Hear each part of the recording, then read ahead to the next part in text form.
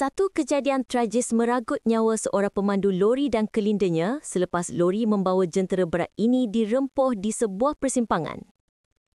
Sama-sama kita ambil iktibar, berhati-hati di jalan raya dan patuhi lampu isyarat. Salam takziah buat keluarga mangsa.